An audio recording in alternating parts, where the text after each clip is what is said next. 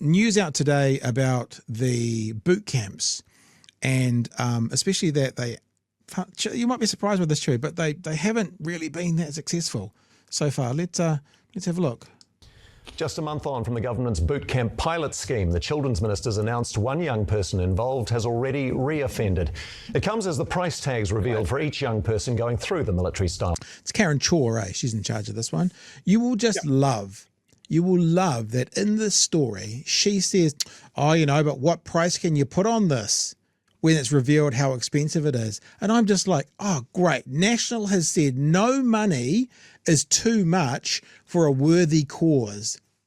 We can use that for the next 2 years. No money is too much for a worthy cause. That's the standard. Remember, we hold them accountable to their standard that they're about to set into the story. No money is too much for the right cause. That means, therefore, if they're saying there's not enough money in Area X, that means they don't think that's the right cause. Because no money is too much for the right cause. We'll get into it. Camp. Political editor Mikey Sherman has more. Children's Minister Karen Chaw believes in boot camps, this Palmerston North facility home to a 3-month pilot program. They offer support around a young person that's never had that support before. But today the Minister announced one of the young men who participated in the pilot has reoffended. It is disappointing, but it would be naive to think that this wasn't going to happen. She's also naive to think that boot camps are the silver bullet and the answer to youth offending in this country. 10 young men took part in the military-style academy. One pulled out after only 2 weeks. Already this trial is falling apart. There has not been a successful boot camp project here or overseas. One reoffence does not mean that the idea is a bad idea at all. And the reality is, for many Maori in particular, the best thing they've ever had in their life was a chance to join an army. The pilot wasn't cheap. Under the Official Information Act, One News found the cost was Can I just say as well, why the fuck do we have to go to the Official Information Act to find out these prices? Is this something the government's doing? They should be upfront with this. I think it's pretty piss poor that basically the media has had to go and do a special little, secret sort of, well, can we have them please? And this should have been upfront. If the government's going to say this is going to work, they should say, and this is how much it's going to cost. I'm a bit pissy about that, actually. I just don't think that the media should have to chase to find out these answers, because National's standing by this, so they should tell us all about it. This trial is falling apart. There has not been a successful boot camp project here or overseas. One reoffence does not mean that the idea is a bad idea at all. And the reality is, for many Maori in particular, the best thing they've ever had in their life was a chance to join an army. The pilot wasn't cheap. Under the Official Information Act, One News found the cost was $227,000 per young person. The overall budget, $5.1 million. Add in future military-style academy and young serious offender legislation, and the total budget is $35 million in operating funding and $2 million in capital. 35 million. 35 million. And these are the guys who are worried about $20,000 for a CEO spending it on a Christmas party or a leaving deal. 35 million. For something that's not going to work. Not going to work. 35 million. Now, let's say this first of all. Enormous amount of money. Well, let's say this first of all. 35 million is chicken feed when you come to the entire GDP and what the government does spend. It's chicken feed. But 35 million is not nothing when you think about it's going into something that's not going to work. 35 million not going to work. 1.7 million on a tunnel that's going to go underneath Wellington that's not going to do. 4 million on a treaty clause that's not going to go anywhere. These are the guys that sold themselves as the fiscally responsible ones.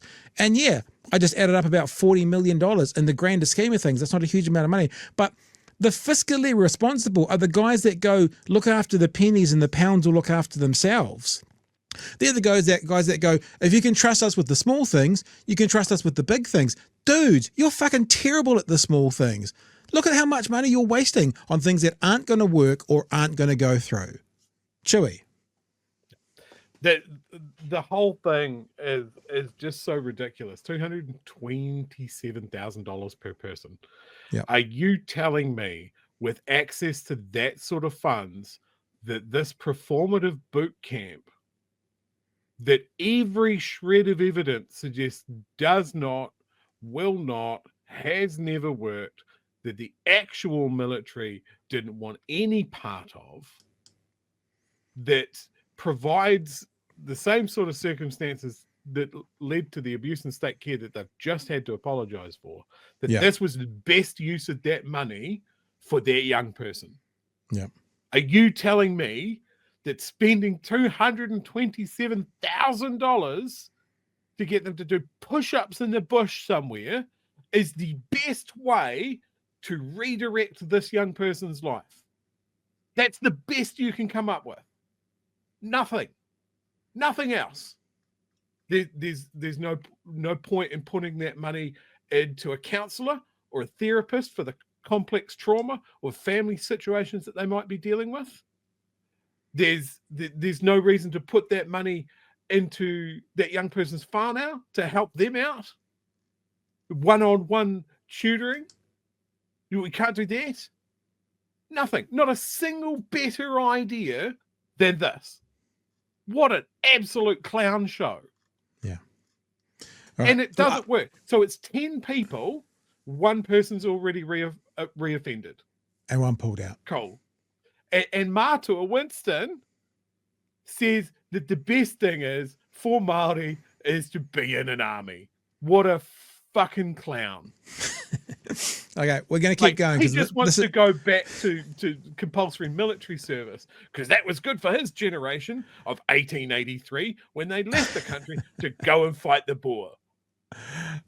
This is the part where now Karen Chaw says the quiet part out loud when she says, if it's worth doing, no money limit is too much. If it's worth doing. And thank you to the people who have put this into the chat several times. If it's worth doing, no amount of money is too much. That's what she's about to tell us. I'm paraphrasing, but obviously Dunedin Hospital is not worth doing. Let's hear her. The Military Style Academy and young serious offender legislation, and the total budget is $35 million in operating funding and $2 million in capital. How do you defend that cost? I defend that cost because we can't put a price on a young person's future, and we need to make sure that we can't put a price on a young person's future. We can put a price on someone living in Dunedin who's got cancer. We can put a price on that, but we can't put a price on this. If it's a good cause, no money is too much. That's what she's saying. If it's for the right reason, no money is too much. Dunedin Hospital, go fuck yourselves. Shall we? Absolutely correct statement. Yeah. There shouldn't be a cost on giving someone a good life. So, but boot camps is the best way to spend that money. Absolutely no other way to spend it. This is the one proven. All evidence points towards this being a successful and the only way to do it. Yeah. Is that right? Is that correct, Karen? Well, let's find out. Maybe she's got some. Would you do a boot camp? Like, I'm not talking about like a Les Mills pump class or something like that. Military style boot camp run by people that aren't in the military. $227,000. That is a shit deal. Here we go. Tool. How do you defend that cost? I defend that cost because we can't put a price on a young person's future, and we need to make sure that we are doing everything we can to help them to thrive. The legislation to establish boot camps permanently had its first reading at Parliament today. It passed, but sparked plenty of debate. Māori do not want to participate in your rotten, useless boot camps. When you say boot camps, they're called boot for a reason. Interventions aren't working. Something different needs to be done. And this bill, Mr. Speaker, is to do something different. The Children's Commissioner calling for the government to slow down.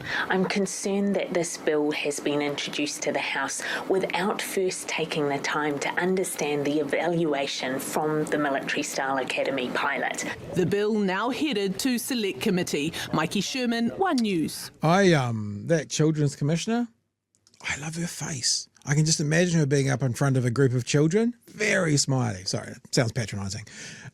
Look, so Karen, you've just explained, as I said, the quiet part out loud. So if you deem it valuable, no amount of money matters.